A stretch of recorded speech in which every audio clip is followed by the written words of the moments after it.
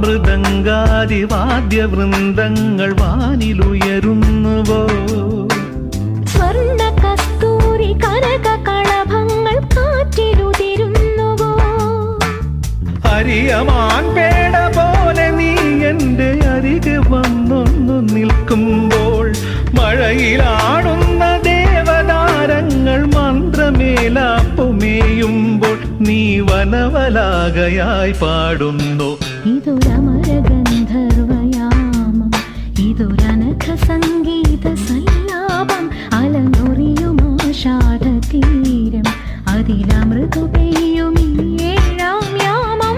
അറിയാതെ അറിയാതെ ഈ പവിഴവാർ തിങ്കളറിയാതെ അലയാ